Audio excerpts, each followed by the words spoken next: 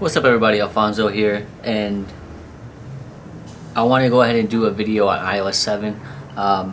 Apple announced this at WWDC a little while ago, and they released it to developers, so I went ahead and got my hands on iOS 7 just so I could do a video for you guys. And overall, I mean, it's a pretty big UI, you know, a big change from where it was at. Unfortunately, as far as icon layouts, I mean, that's pretty much the same. That's how Apple is. There's no widgets. But I mean, of course, that's what everybody expected. If you expected there to be widgets, it's not going to happen anytime soon. But from where it was at to where it is now, now granted, this is just a beta, the first version of the beta. There'll be a couple more changes, but from where it was to where it is now, I think it's a huge improvement. There are a few things I don't like about it, but we'll go over those. We'll go over the things I do like about it. But I just wanted to get a video out there for you guys. This weekend has been pretty slow for me. I announced the winners of my Galaxy S4 cases giveaway yesterday, and I just wanted to go ahead and do this video for you guys today. As you can see, when you wake up the screen, the animations are different. They kind of zoom in and out, and they have this new thing where when you rotate the phone, I don't know how well that's going to translate on camera, but your wallpaper actually moves. I have a fitted wallpaper, so when you turn it too far, you can actually see the black lines on the side. I don't remember where I got this wallpaper from. It was one of the wallpaper apps. Just go in the wallpaper apps and search for Dragon Ball Z. It shouldn't be too hard to find. First thing you'll notice though on the home screen, that slide to unlock box is gone. Now, I don't know if you can see that, but there's still slide to unlock text. There's just no box, and your camera is down there all the way in the corner now. You can still access that by swiping up. There we go. You can still access that by swiping up. We'll go over the camera a little bit more in detail in a bit. But this, like I said, the slide to unlock text is gone. And you can actually swipe anywhere on the screen. Now you have to still swipe left to right, and then it brings you to your home screen. And you can see the animation on that is different as well. The icons kind of just fall into place. That's pretty cool. I do like the new home screen. I mean the new lock screen, sorry guys. I like the new lock screen, how they did it. Sorry, I'm still a little sick. I hated having to always unlock it down here. It's nice you can, swipe anywhere on the screen now. But like I said guys, going to the home screen, I mean it's still that stock Apple layout that we saw with the iPhone 5. Only thing they really did was change a few graphic details, like folders. As you can see, it kind of zooms into a folder, other than on a previous version of iOS it kind of slid down and you see your apps. It kind of zooms in, and they changed the apps, the icons for the apps, and they did overhauls to the actual apps themselves. Personally, I don't like the icons. From what I understand, they let Apple's creative team handle that, and they didn't do the best job. Obviously, I mean, they're all different colors, and there's no, they don't look similar in any way. The colors are just weird, and like the logos are huge for the App Store and iTunes. They did redo the app stores a little bit. They just made everything a little bit more plain. As you can see, it's just a bunch of white. And as well in the iTunes store. Yep, okay. As you can see, I mean, it's just really, really plain. I mean, if that's what you're into, that's your thing, whatever. But each person apparently was, designated an app to redesign, and they weren't able to talk to each other. So there's no, coordination as far as in the apps. We'll see Game Center right now. As you can see, it has these weird bubbles in there. My daughter changed my picture to SpongeBob, my name to DDDX. Here's the reminders. They changed that also. Has some black in there and blue. You notice the blue text. We'll go to maps. They changed that. Go ahead and exit out of that. The new maps application is not bad. Weather, I actually like what they did with the weather. It actually gives you useful information now, other than having to go to the website. It actually gives you, enough information that you need. You can see the weekly forecast. So I like the weather application. Passbook, you can't really see Passbook. It still pretty much looks the same. As far as notes, you can see the notes. You see what I'm talking about? There's no coordination between the apps. The notes is really plain, and the text is yellow. You see it says new in the corner. The text is yellow. And then if you go over to an app like the calendar, really plain, and the text is red. I mean, they could have did the same text color across all the apps, but like I said, they really didn't communicate. So of course, how are they gonna know what color to use? But whatever, they'll probably fix that.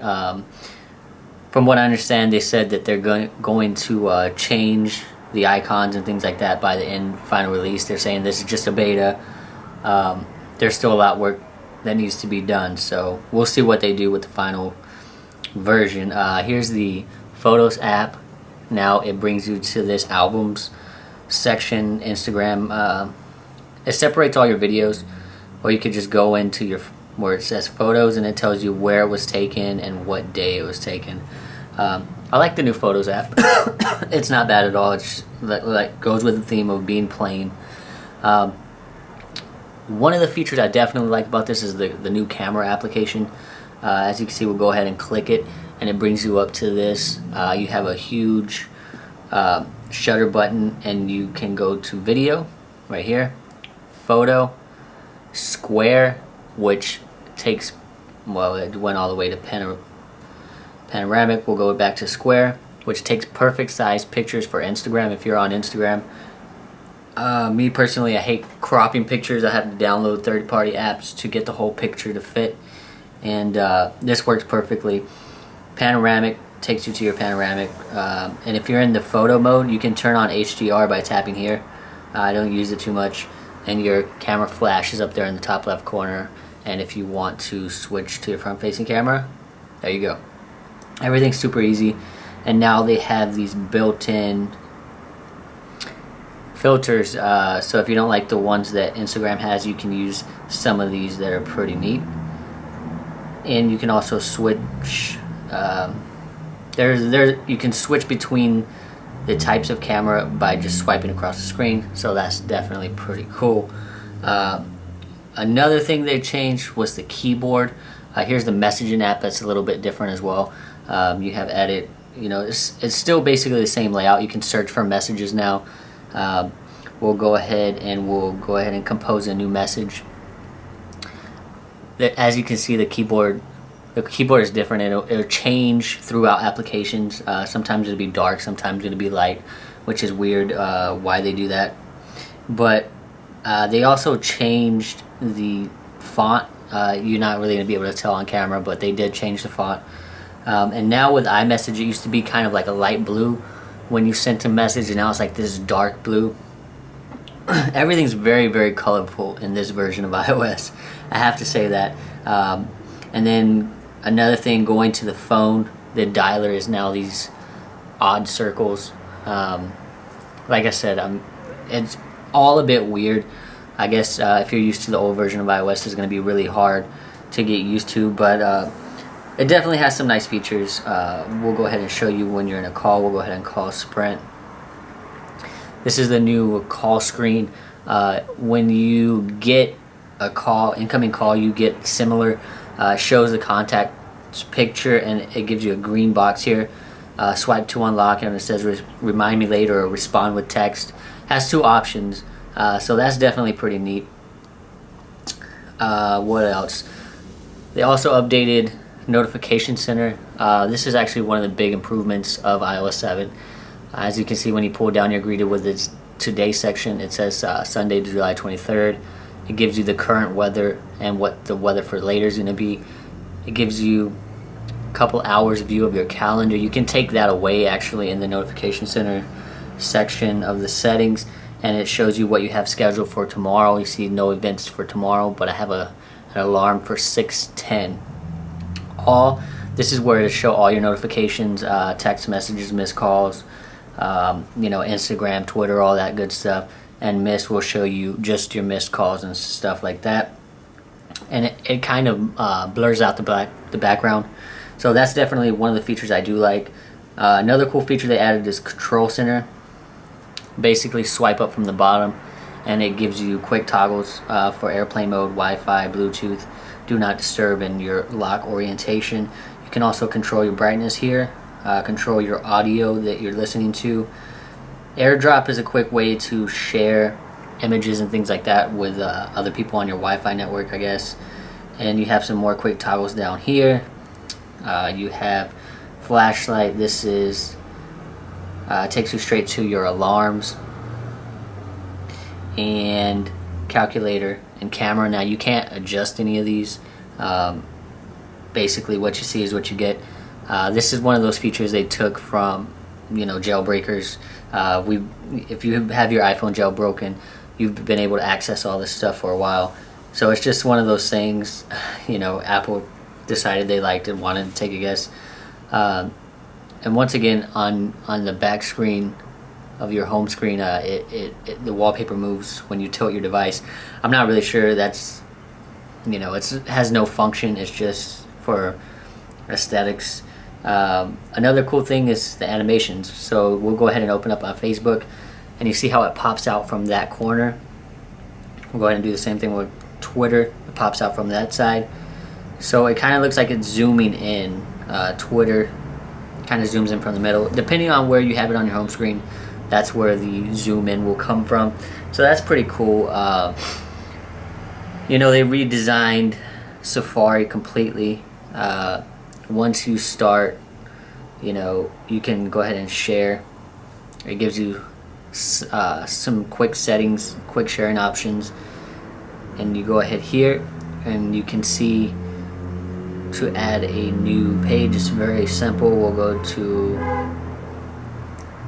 yahoo.com, and then when you open it up, you have this cool kind of view of your tabs, and then just to get them away, you just swipe them away. So that's pretty neat. I do like the new Safari.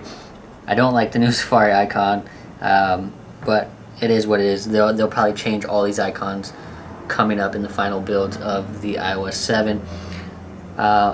I'm a big fan of Mailbox just because how fairly simple it is to use, but Apple took a few notes from them apparently and they put them into their own mail application. So as you can see here, they made it look very simple. I like the new layout of the mail on iOS 7. You pull down, go ahead and check for mail, swipe to your left, you can see all your inboxes, your Yahoo, your Gmail, VIP, things like that. And then you just I'll go back to all inboxes. And then you can swipe for some options. You can archive, gives you more options, reply, forward, flag. So I definitely like the new swipe gestures. You don't have to swipe all the way across, but I do not like it in the messaging. You swipe it, and then it kind of gives you this little place here. It's really weird. You have to go all the way to the edge or it'll just close. So it's kind of finicky right now, but I'm sure they'll fix it, like I said, in the final builds of iOS 7. But overall, for the first beta, this is not bad. It's something completely different. People have been saying they want changes in iOS. So it seems like definitely Apple is trying. We'll go ahead and show you something real quick. We'll show you the lock screen.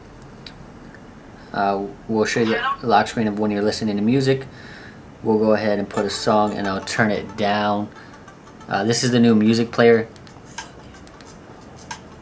and it shows you album artwork, and you can still access Command Center from the lock screen as well as your notification center. And then you push home screen. The double tap the home button, and it brings up your controls for your music, turn it up and down. So that's definitely neat. Almost forgot to go over the multitasking. Now, something that needed a lot of help was the multitasking in iOS 7. You know, you double tap the home button and it will bring up this little row of icons down here, and you would have to literally click and hold the icon and then, you know, delete it all down here. Well, finally they changed that. Now you still have to double tap the home button, but we see something kind of very similar to WebOS. If you guys remember that, you can see a preview of the application running above the icon. And there's still no way to close all of the applications at one time, but you just swipe them up and it will close, and you can also do 2 applications at a time. So that's definitely a little bit more convenient, other than having to close one app at a time by hitting that little X. I definitely do prefer this method over that method any day. But I just wanted to kind of get a quick video out for you guys. I know it's a little bit longer than I wanted to make it, but I am trying to push content out for you guys, so I hope you do appreciate it. I know a lot of you guys don't like iOS, but I do have some subscribers that like iOS. I mean, I have nothing against iOS. I love Android. I love iPhones. So I'm one of those people that it doesn't really bother me at all. I don't have a favorite, so it is what it is. But I appreciate you guys, and I want to thank you for watching, and I'll see you guys in the next video. Peace.